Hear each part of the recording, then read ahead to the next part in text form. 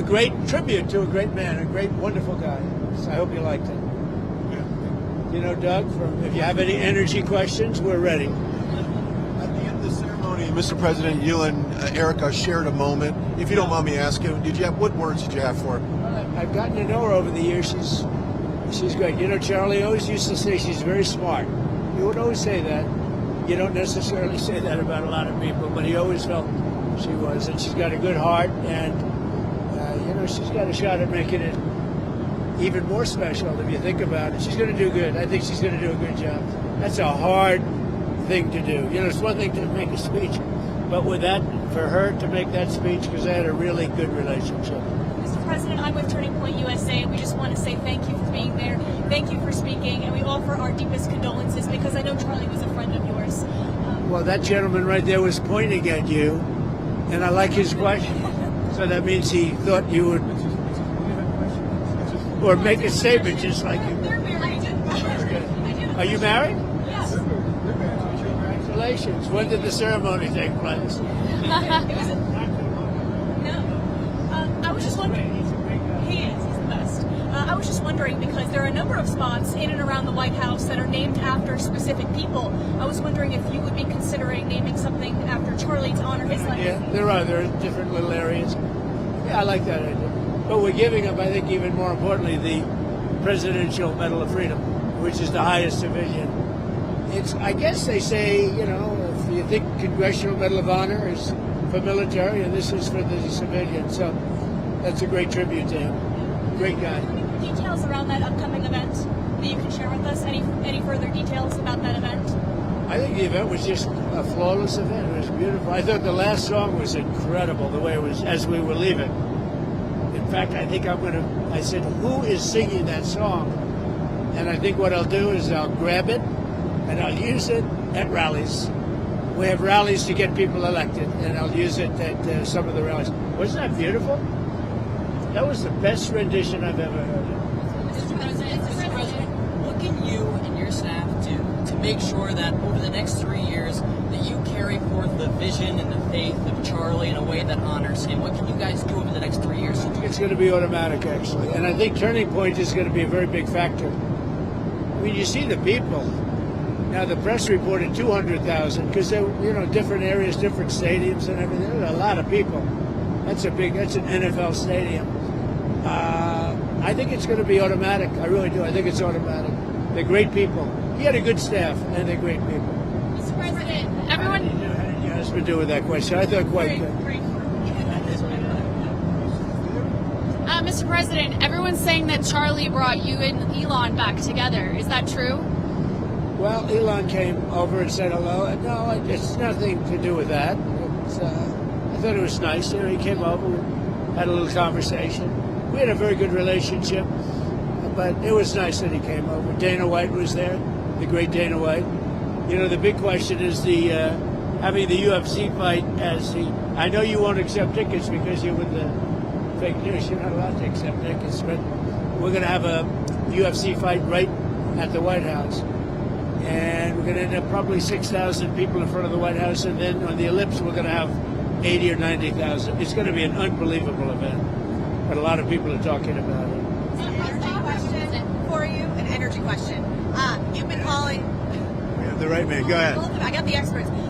You've been calling on Europe to stop buying Russian oil. The U.S. has imported $755 million worth of Russian uranium and plutonium so far just this year. That's up from the Biden administration last year, about $100 million. Can you ask Europe to cut off purchasing those kinds of products? Doug, do you know anything about that? Well, yeah, absolutely, but this goes back not only drill, baby, drill, but we've got to mine, baby, mine. We allowed ourselves to fall under dependence of both China and Russia for critical minerals.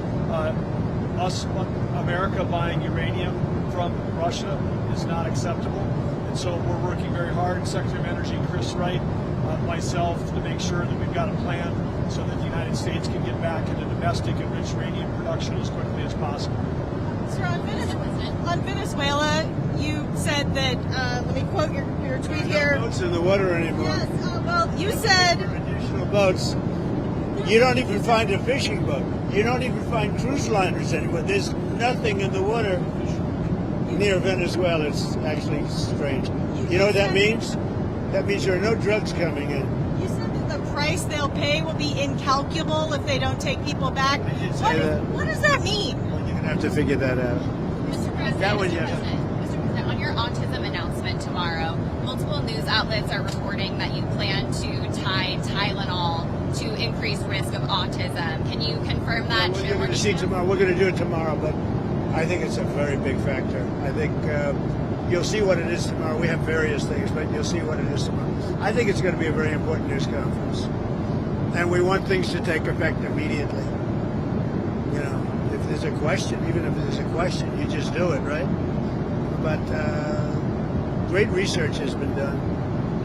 You know, when you think, if you think that, let's say 15 years ago, they had 1 in 10,000 were born with autism, and now it's, think of it, 1 in 12, 1 in 10. Boys, 1 in 10 or 12. Two different studies.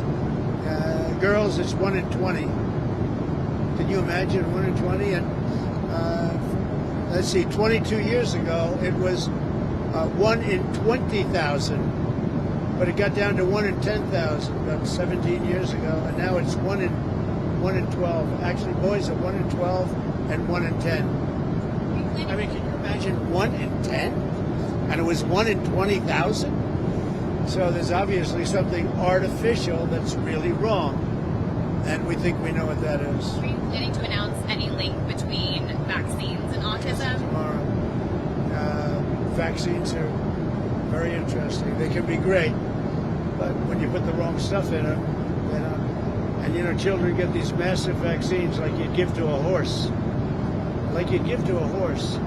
And I've said for a long time, I mean, this is no secret, spread them out over 5 years. Get 5 shots, small ones. You ever see what they give? They give, I mean, for a little baby to be injected with that much fluid, even beyond the actual ingredients. They have sometimes 80 different vaccines, and it's crazy.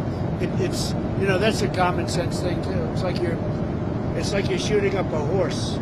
You have a little body, a little baby, and you're pumping this big thing. It's a horrible thing. So I've always felt that. But we'll be having a big discussion tomorrow about autism. Your son had a very welcoming message today, welcoming people to the Republican Party. Love of country, love of family, love of God. So I ask you, what did the Democrats stand for at this point? I think chaos, confusion, anger. They're losers. They don't even want to extend the, you know, the opening. We have a very successful country. If we gave them everything they wanted, they're deranged. If we gave them everything they wanted, they wouldn't extend, in my opinion. You know, they say, oh, they want to meet with me. It's nonsense, but I'll meet with them. But no, they're angry, and they took a big loss, and they're doing worse now than they were during the election. So, you know, they're doing very badly. I don't think, actually, I think they stand for chaos. They stand for nothing. Mr. President, I'm with the Daily Wire, and we've been doing a lot of investigating of these transgender shooters. We reported on Friday that the Kavanaugh attempted assassin actually identifies as transgender, and we just wanted to get your reaction to that and see if you had heard. Well, it's too bad. It's a very sad thing going on with that, and I'll have to take a look at it. We have to protect our Supreme Court judges and justices, and Justice Kavanaugh's a great guy. I mean, it's horrible. He's been through a lot with this. All of them have, in a way. They didn't give him the proper protection, and we are giving. You saw what, you know, numerous bills, but we just passed another one. We have to protect the Supreme Court. We have to. And on that same note, there's been so many different shooters who either Charlie's killer lives with a guy who's transgender, the Annunciation shooter was transgender, the Covenant shooter was transgender. Should the FBI be investigating transgender extremism? You know, we're looking at that, and it seems like, you know, is that just a, you know, what's the reason for it? Yeah, there seems to be something, but we're looking at it very strongly.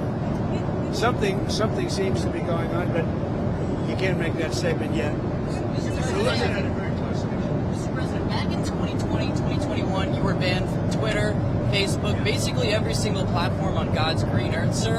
And now, many people people on the left want to throw out cries about First Amendment claims after Jimmy Kimmel's show was canceled. Do you find it hypocritical, sir, after what they did to you? I did his show before I ran for politics. I did his show many times, and he was never one of the top people. Do you remember during the Academy Awards when he read my truth just before giving out the Best Picture Award? And I said, and what he read was that he's the worst host in the history of the Academy Awards. Look, Jimmy Kimmel suffers from two things. First of all, he said a terrible thing about Charlie. But he also suffers from the fact that he's got no talent and he's got no ratings. A deadly combination. That's deadly. Right? When's the National Guard going to be arriving in Memphis? He said they'd be coming soon. Yeah, very soon. And we're going to straighten that up, just like we straightened out Washington. And we're not letting Washington go, by the way. We're not letting. If we didn't go there, Washington right now would be leading the nation in crime. I mean, D.C. leading the nation in crime. And we have it down. I mean, it is a beautiful thing. And every person I meet is saying, thank you, sir. They don't care whether it's a National Guard. They don't care what it is. They're not being raped, mugged, shot. Washington, D.C. is now a very safe city. And you know what? I drove through it yesterday. You probably saw. Everything was nice. The grass was... I thought I'd replace the grass. Much of it doesn't have to be replaced. It looks so beautiful. It was so well maintained.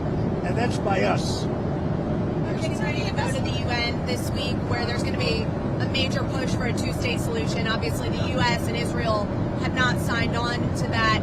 Is there still a possibility in your mind that there could be a diplomatic solution to this conflict? So I'd like to see a diplomatic solution. There's a lot of anger and a lot of hatred, you know that. And there has been for a lot of years. This is not something new, but hopefully we'll get something done. We're studying Gaza and dealing with Gaza very strongly. That's a real mess. The investigation is still ongoing into Charlie Kirk's killer and whether he had ties to groups, but do you have a sense now of whether he... Look, they've seen a lot for an investigation that's ongoing. I think they've done an incredible job. Have they found... The shells, so many different things. I mean, what's to say? Have they found direct links to... You mean about other people? And like, does that affect your decision about how to proceed in terms of pursuing these? I think, as far as I'm concerned, but they're going to do a final report. Whether other people involved is what you're asking. It would look to me like not. Now, he did have a friend, but I don't... The friend seemed to be a little bit surprised. Mr. President, in regards to Pam Bondi, who should she focus on as far as bringing accountability? Everybody, really. It's a big office. She's doing a good job. But focus on everybody. There are a lot of crooked people that were here before me. You had people that almost destroyed our country. If I didn't win this election, our country would be destroyed. We wouldn't have a country right now. Thank you very much. Thank you very much. Thank you very much.